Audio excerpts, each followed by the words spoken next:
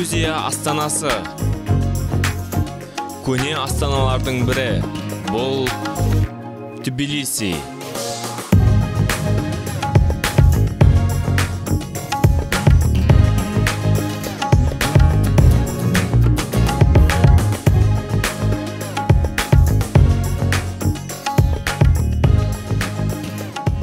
Банядан шығып келе жатырмын. Кайф екен, кайф. Приветствуем Казахстан из Тбилиси Нарикала. Тбилиси алақандағыдай көрінеді. Тек бір носы бар. Бұл Аллаға шүкір, мен Тбилисиға келдім. Тбилиси қаласына Батуми арқылы келдім, пойызбен. Пойыз бағасы 6000 теңге шамасы. Ең бірінші Тбилисиға дейін билет қалай алдым, сол туралы айта кетейін. Мен оны Қазақстанда жүрген кезде алдым. Теңгемен 2 адамға 12000 теңгенің айналасында шықты. Онлайн алып тастаған жақсы, себебі онлайн алып тастасаңыздар уайым болмайды. Просто паспортыңызды көрсетесіз, болды. Содан кейін келесізді, проводниктерге көрсетесізді, содан соң ары қарай Тбилисиға баса бересіз. Пойызға билеттер 15 күн бұрын сатылымға шығады екен. Отырып баратын пойызға алдым. Ұйықтауға ыңғайсыз болды. Ладно, мойындаймын. Жаман ыңғайсыз болды. Таң ата келдім Тбилисиге. Вокзалдан шыққан бойда оң жағыңызда метро болады. Сол метромен Тбилиси орталығына қарай жол тарттым. Тариф сатып отырып, бір күнге 3 лари тұрады. Ол где-то 500 теңгенің шамасында. Без лимит. Автобус, метро, барлық транспорт түрімен жүруге болады. Таксиден басқасын барлығына осымен төлеуге болады. Тбилиси метросының өзіне тән приколдары бар екен. Өзінің бір жастардың модысы метрода осылай отырады. Көп көрдім, қазір кадрлардың осының үстіне салып жіберем. Көп осылай отырады метрода. Әр елдің, әр метроның өзінің бір приколдары бар екен. Тбилисидің метросының приколы осылай отыру. Метромен тез орталыққа жетіп алдым. Букингпен брондап қойған Бабилина деген гестхаусыма келдім. 100 лариға шықты. Таңға аспен. Орналасқан жері мықты енді. Осындай комната 2 күнге душымен, туалетімен, бәрімен және завтракпен. Завтрак ішетін жердің виді деген вообще мықты. Тау барлығы көрініп тұр. Мынау біздің завтрак ішетін жақ. Қазір ол жақта да көрсетем. Завтракта осындай жерден ішетін боламыз. Вид деген енді мықты. Нағыз грузинский колорит қой. Жалдаған кезде осындай гестхаус жалдаған дұрыс болады. Орналасып, жуынып, шайынып, асықпай шықтым қала аралауға. Айтпақшы, осы Тбилиси қаласында Народный банк бар екен. Мен қазір Тбилисидің ішінде Народный банк бар, біздің халық банкының филиалы бар екен. Соны іздеп жүрмін, сол жерден ақша шешіп алу үшін.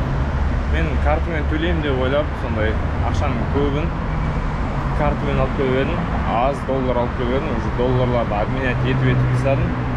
Уже ақша бітіп жатыр. Сондықтан, егер сіздер Грузияға келіп жатырсаңыздар, анда лимит бар, 5000 ба, 3000 ба бір доллар.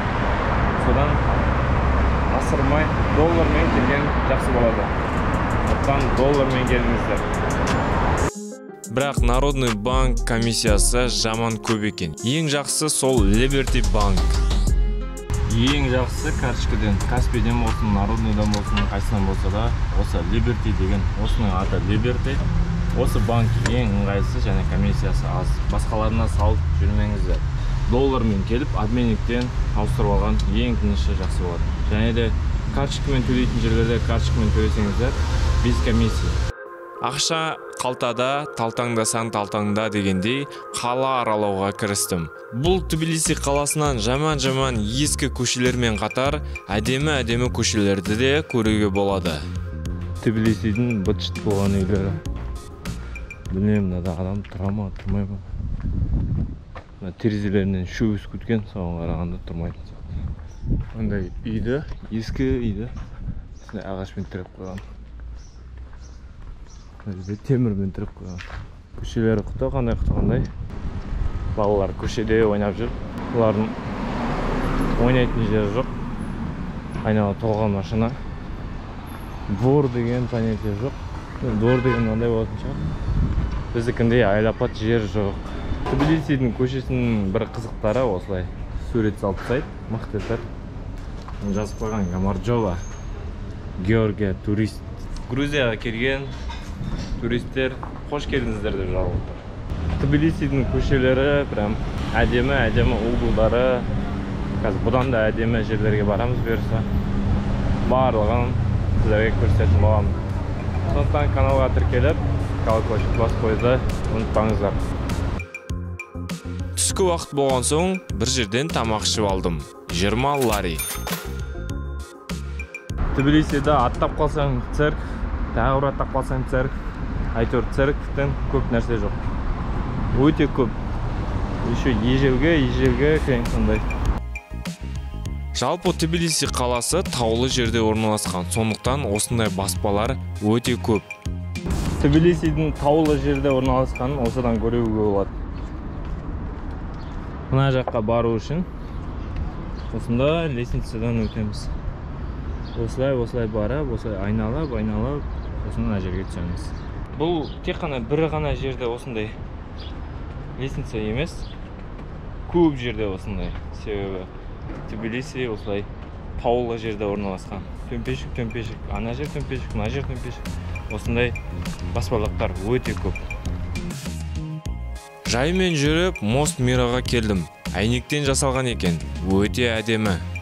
Бұл жерге бүкіл туристер барлығы осы жерге келіп фотоға түседі, видеоға түседі, және бұл жерде вид барлық жаққа көрінеді. Сондықтан осы әдемі жерге сізге де келу бұйырсын. Осы мостты кезінде салған кезде үкімет көп қарсылық кездестірген екен. Халыққа неге бұншама ақшаны осындай мостқа жұмсайсыздар деп қарсы шыққан екен. Бірақ ол енді салынды және туристердің көп келетін жеріне айналды.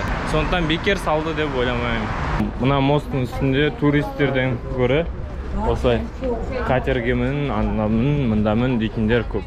Біреу өтіп кетті. Тағы да біреу жатыр қолында катергемін деген бар. Ана жақта екі-үшеу кездесті.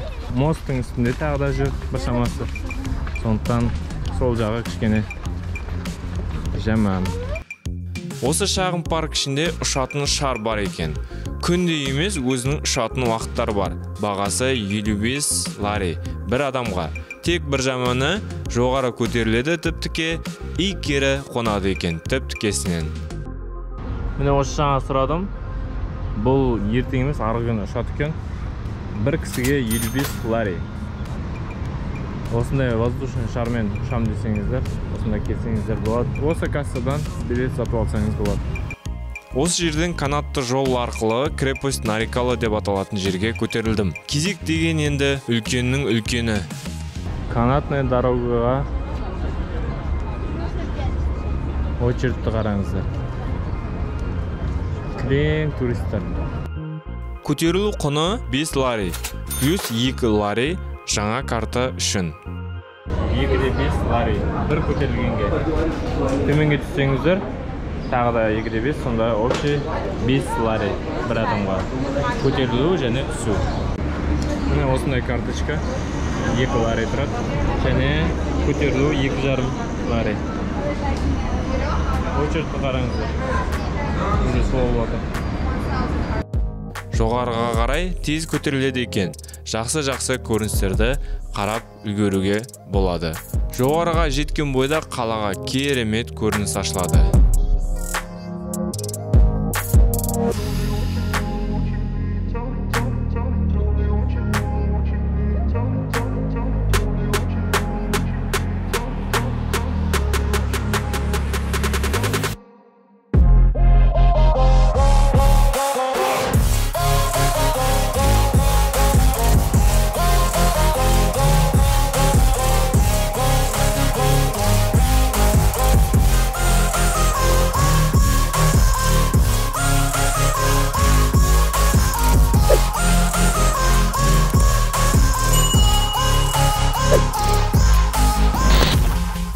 Бұл әнші грузинді бәрі танитын шығар, я? Байқағаным, кез келген ел әнін орындайды. Мысал үшін музыкант бұл қыздан қай ел екенін сұрады. Қыз айтты, Оңтүстік Африка деді. Ал музыкант әндете сала берді. Hello, South Africa. Georgia Tbilisi нарикала. Өлеңін айтып болған соң, ана қыздан сұрап едім, шын мәнінде Оңтүстік Африка өлеңін айтты ма деп. Қыз «Я» деп жауап берді. Мен қатты таңғалдым. Ол менен де сұрады. Қазақстаннан деп едім, әнұранымызды ойнайын жөнелді. Қалай тұрасың мұндайда? Жүрек тұстап, әнұран айтып кеткенсің ғой. Приветствуем Казахстан из Тбилиси нарикала. Встречаем вас национальным гимном Казахстана.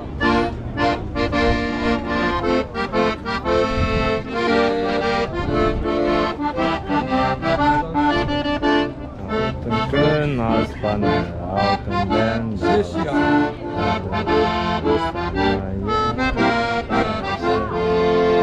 Ежелден елеген даңқымыз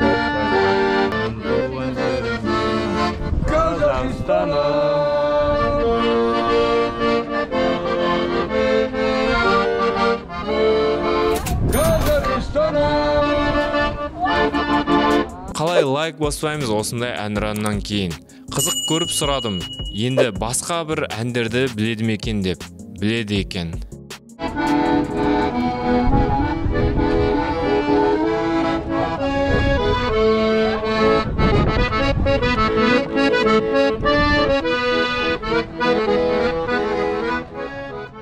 Біздің Көктөбені осылай істеп қойып болады, брат, да?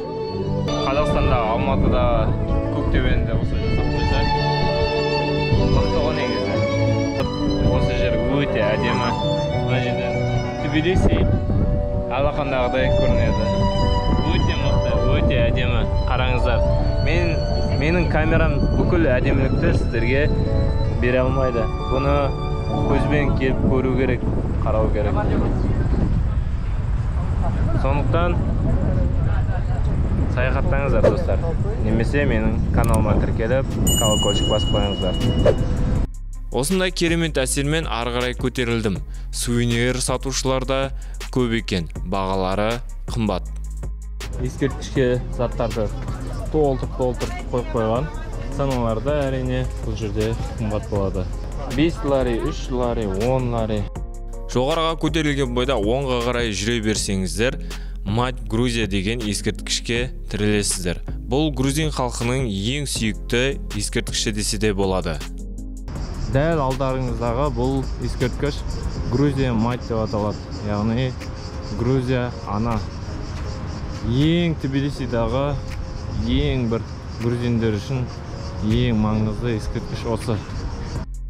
Ары қарай жүре берсе Ботанический сады бар, сарқырамасымен, өзен бұлақтарымен. Ал солға қарай жүрсеңіз ескі қамал бар екен. Жүре берсе жоғарыға қарай шығуға болады. Тауға, жоғарыға шығу дегенді ұнататын маған керім болды. Ең биік жеріне шықтым. Адамдар осы замоктың ең төбесіне шығып алған. Мен де келе жатырмын осындай тасты жолдармен. Аяғым тайғанап отыр кішкене. Құтта кезіміздегідей сылтау айтайын ба, аяғыма қатты өлесетін кроссовканы кешіп қойып едім деген сияқты сандалетпен жоғарыға тауға көтеріп келе жатыр. Қатты қисық емес, жадап осылай көтерілуге болады. Достар, мен мына ең үстіне шықтым. Әупіріндеп шықтым, әйтеуір. Шыққан еңбегіме мына вид қарауға тұрады екен. Мен мынағанда шықтым, ана екіншісіне де шықтым. Екеуі биіктік бойынша шамалас, бірдей деп ойлаймын.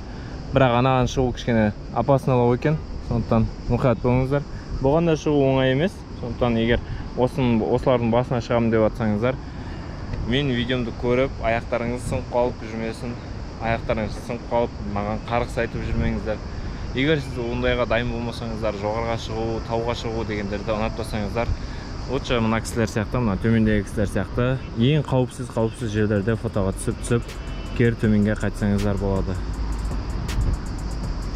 Бірақ мынаның үстіне шығып атсаңыздар, сіздерге респект қой. Мықты. Мына видті көру үшін бұл жерге шығуға тұрады.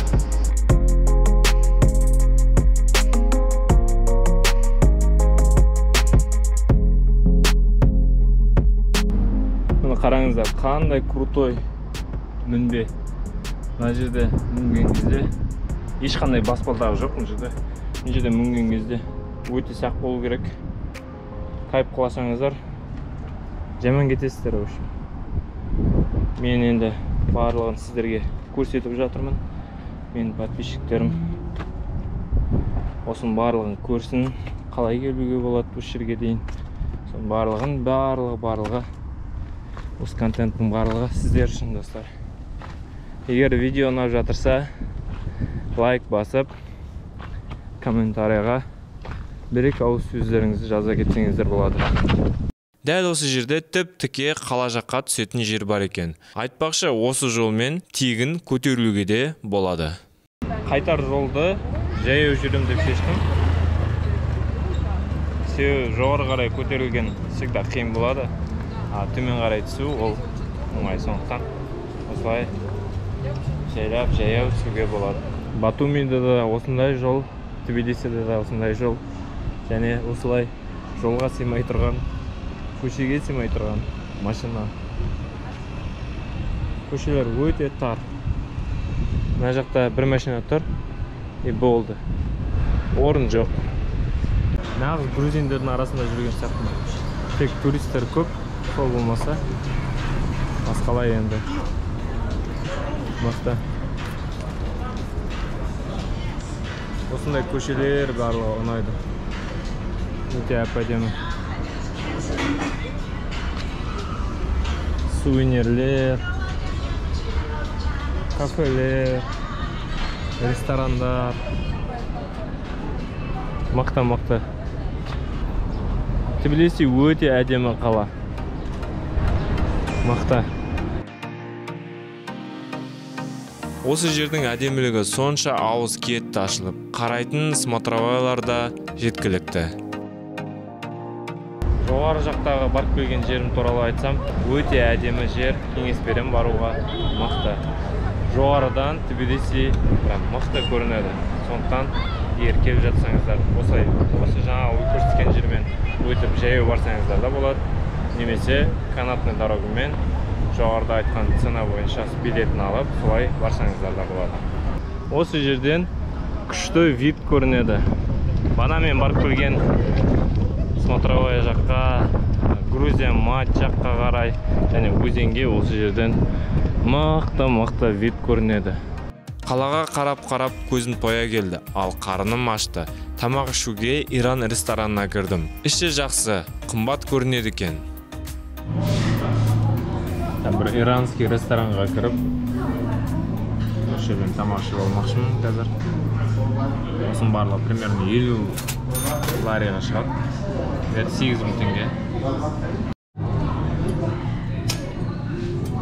Мына ресторанның порциялары базар жоқ, нән екен. Нанда қал, порцияда қал, сорпада қал, айранда қал. Бірақ айранда жүріп бара жатыр. Ішіп үйге барғанша таусатын болам. Ас болсын үшін бәрімізге. Тамаққа тойып шықтым. Барлығы ұнады, дәмді болды. Кішкене сорпа харчосы именно осы иранскийдің ресторанында қатты аш екен. Иранский ма, индусский ма, сол жағын түсінбедім, дұрыс. Әйтеуір өзге ұлттар орысша түсінбейді. 90%, 95% даже ағылшынша сөйлейді. Егер сіздерге ұнаса, осы жердің осындай тамақтарын жеп көргіңіз келсе, осында келсеңіздер болады. Ас басу үшін үйге дейін жаяу бардым. Кешкі Тбилисимен жүрген бөлек екен. Және де жаңа ғана шағын жауын өтіп кетіп еді, ауа мықты болып тұрғы, жүре бергін келеді.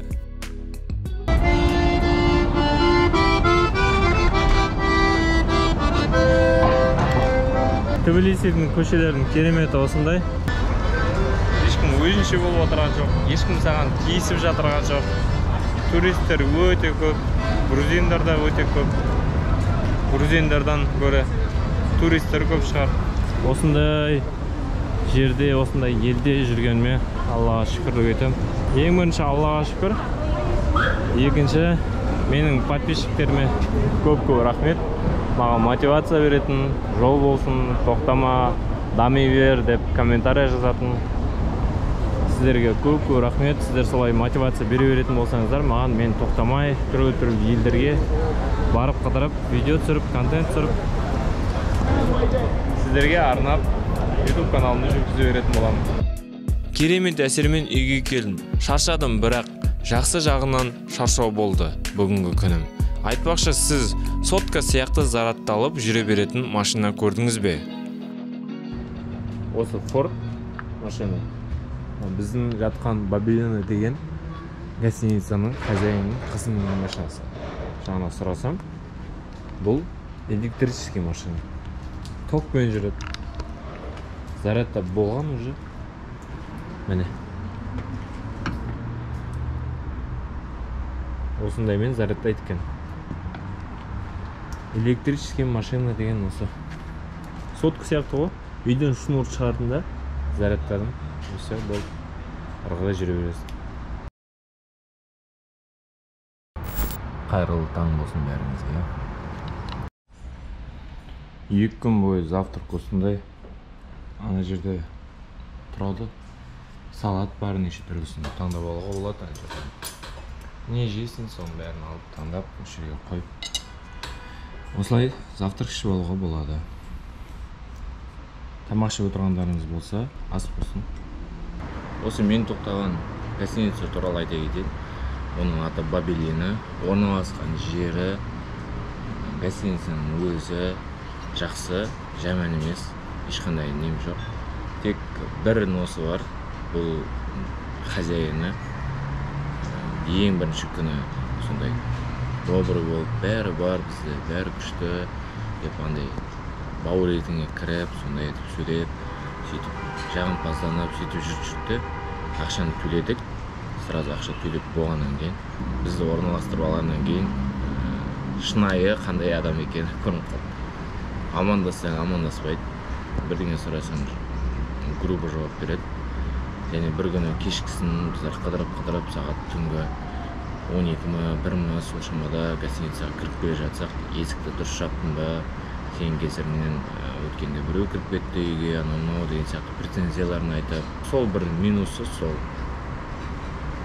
Өздеріңіз қараңыздар, егер ұнатып, осы жер ішіне кетпейді, бір күн қона саламыз деп ойлап, осы гостиницаға келем деп жатсаңыздар, адресін және координаталарын осы видеоның төмен жағына тастап кететін боламын.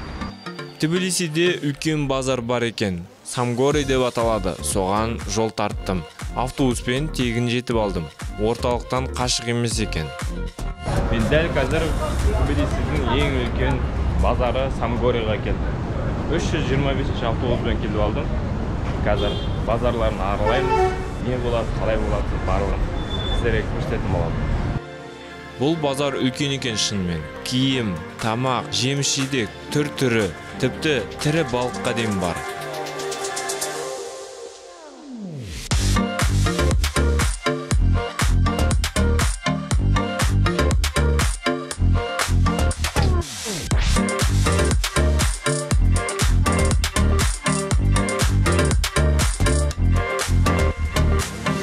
Базардан соң метромен Русавели деген жерге келдім. Метро демекші, кейбір станцияда канализацияның исі шығады екен. Сасық иіс былай айтқанда. Бір түрлі екен. Өз халқы үйреніп кеткен-ау, мыңқ етпейді. Метро десе, жалпы жер асты жол деп ойлаймыз ғой. Ал бұл жақта кей станциялар жердің бетіне де шығады. Қызық екен, иә?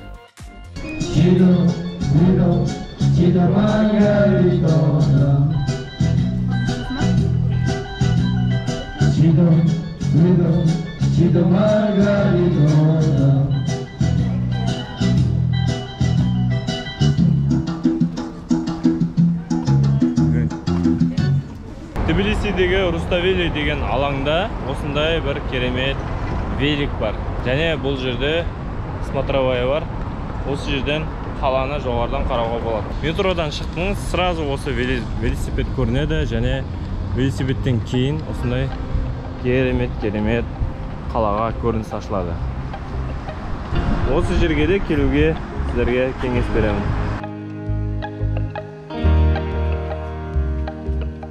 сағат 12 болғанда сағат астынан куклалар шығып, шағын көрініс қояды. Осыны көру үшін көп туристер осы жерге келеді.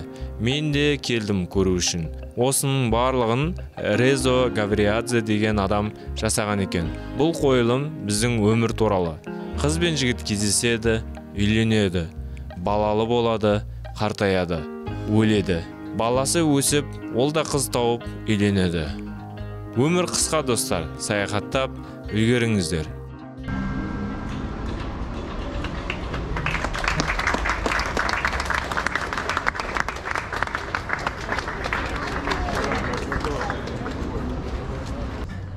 Осы жаңа сағат астындағы театр қойылымын қарап келе жатырмыз. Егер сіздер қаланың қақ ортасында болсаңыздар, келіп қараңыздар. Бұл жерде 12-де басталып кетеді ровно. Сосын сағат сайын шығып, қоңырау соғылып тұрады. Тбилисиге келер алдында осы Мытехи деген районда водопад барын оқып білген едім. Соны көру үшін келдім осы жаққа. Барар жолда осындай кереметтер көп екен. Қаншама жүрек. Бұл Махаббат мосты деп аталады. Бұл орын почти қалмаған.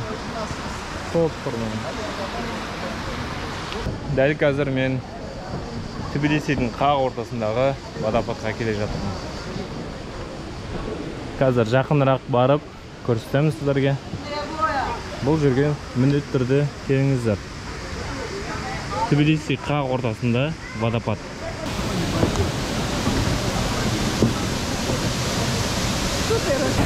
Дәл водопадтың қасына келдім.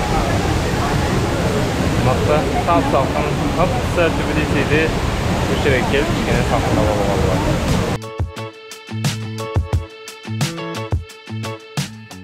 Білмеймін, дауысым естіліп жатыр ма, естілмей жатыр ма.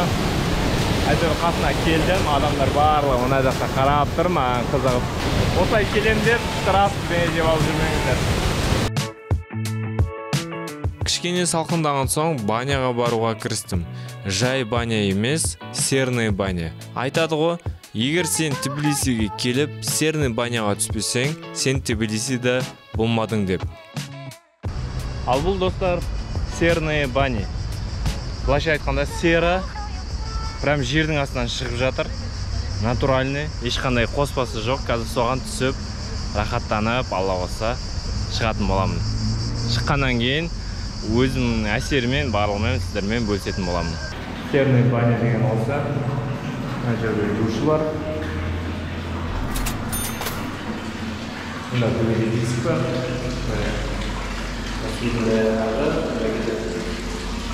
Қалай жуынғанымды бәрін көрсете алмаймын енді.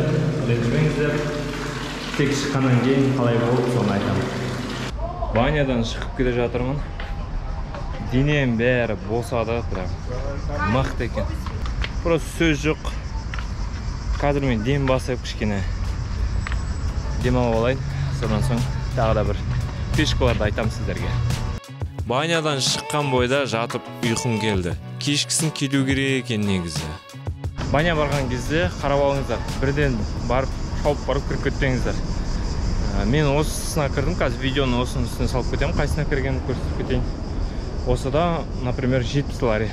Кейбіреулерінде 100 лари, 150 лари. Солай кете береді. Егер сіз әрине қымбатына берем дейтін болсаңыздар, соларға барсаңыздар болады.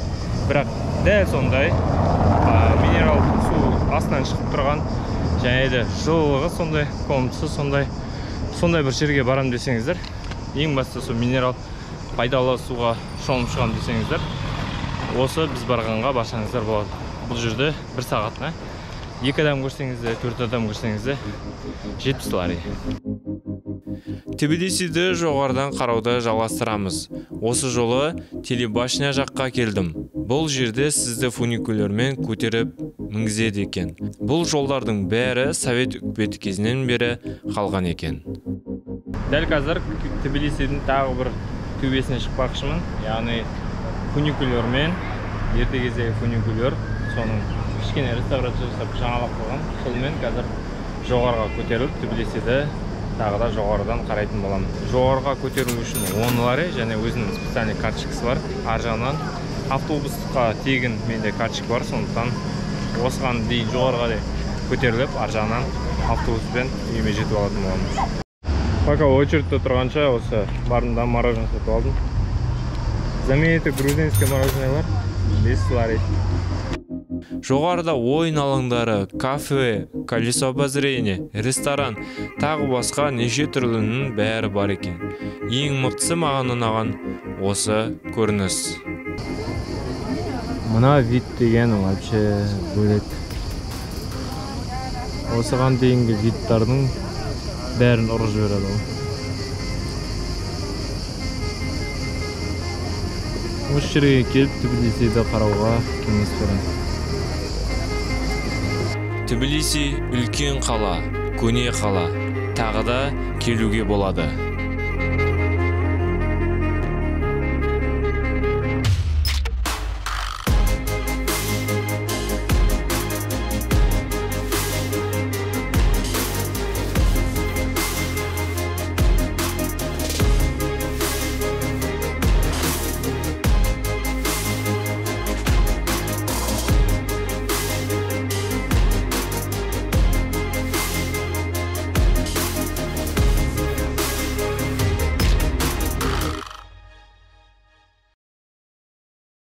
Тбилиси қаласы өте мықты, өте үлкен, әйтеуір шеті мен шеті жоқ. Барымша өзім қарағым келген жерлердің барлығын қарадым, көрдім. Аллаға шүкір осы күнге жеткеніме де. Сіздерге видео ұнады деп ойлаймын. Егер видео ұнап жатырса, лайк басып, комментарий жазып, достарыңызбен осы видеомен бөлісе кетіңіздер. Сөз соңында айтайын дегенім, Тбилиси жақсы, бірақ өзіміздің Қазақстанға жетпейді.